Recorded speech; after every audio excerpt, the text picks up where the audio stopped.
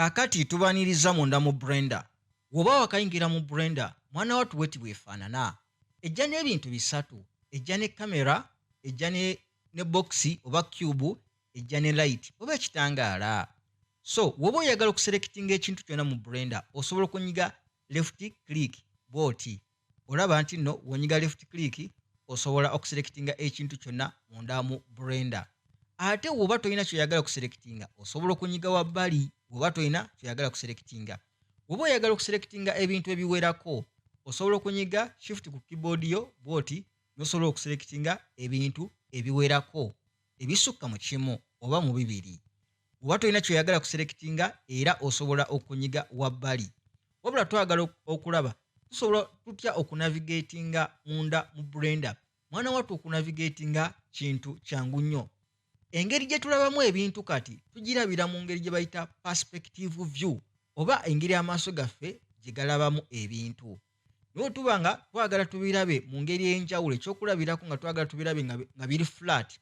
Tuba tulina okugenda mu kye bayita 2D view oba bakiyita orthographic view. Ekyokulabirako singa nyiga Z eno wano mu kana akabonero kaffe oba tujja kayita gizmo, wenyiga Z olaba nti nkyuka kati wano ndi mu kye bayita ki top orthographic view. Era wenyiga wabbali wano bakulaga ndi ku right orthographic view. Wenyiga X era bajja kulaga nti nno ndi mu left orthographic view. So ze zino views ze tusobola okubeera nga tugendamu ez'enjawulo. Wabula tugenda singa kukozesa nnyo perspective view. Era we mba njagala okusigala mu perspective view nja kunyiga wano wabbali, sijja kunyiga ezimu ku nnyukuta. Bwe nyiga wano wabbali mujja kulaba nsobola okurotatinga bulungi nnyo okamala. Wabula nyiga left click nesobola okubeera nga nsobola okurotatinga obulungi ennyo okamala. Ate we mba njagala okuzoominga, mwana wattu nakyo kyangu nnyo. Nsobola okujja ku kana akabonero kange aka magnifying glass.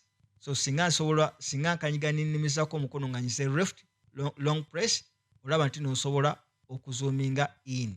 Naye nga sinnagenda ku kana akabonero, wabula wano twalabye nti tusobola okubitinga oba okurotatinga gundi yaffe. Wabula tulina ne shortcut. Shortcut yeriwa tusobola okukozesa akapiira akali wakati wa mouse yaffe. Singa tukalinyiga ne tukalimizaako omukono, mwana wattu ojja kulaba nga tusobodde okurotatinga cube yaffe obulungi ennyo kamala. Ekirala bwe tuba twagala okuzoominga, tugambye tujja ku kano akabonero, tusobola okuzoominga bwe tuti era ne bwe tuti. Wabula enkola endala gye tusobola okukozesa nti tusobola okurotatinga akapiira akali wakati wa mouse yaffe. Kitegeeza ki? Nti nno gwe wenna ali atalina mouse kyandibadde kirungi n'ofuna mouse. Gwakozesa laptop, mwana wattu mbadde nkusaba obeere nga ofuna mouse osobole okwanguyirwa. So kati bwe tuba twagala okurotatinga obulungi, tusobola okukozesa kano akapiira akawakati ndowooza olaba, ne tukarotatinga ne tusobola okubeera nga tuzoominga mu levels ez'enjawulo. Ate we tuba nga twagala okuva kweno, we tuba twagala okuva mu kino ekifo tudde mu kifo ekirala, ekyo tujja kiyita panning. Tujja kukozesa guno omukono bwe tuti okuva mu kino ekifo okudda mu kintu ekirala. Era olaba nti kati ssaawa zino tusobola okubeera nga tuzoomingire wano kuba nti kiri ekifo tukivuddemu tuze mu kirala.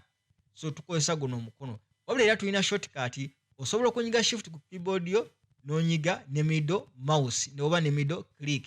So nyiga shift ne middle click osobola okupaninga obulungi mwana wattu bw'oti.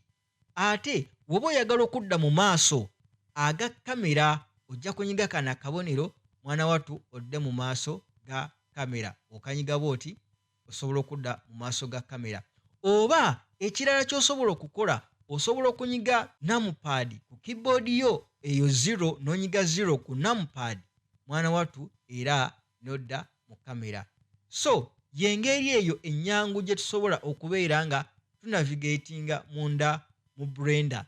Era tugenda kulaba ebintu bingi nnyo naddala ffe abatandika obutandisa okukozesa blender butya bwe tusobola okugikozesa.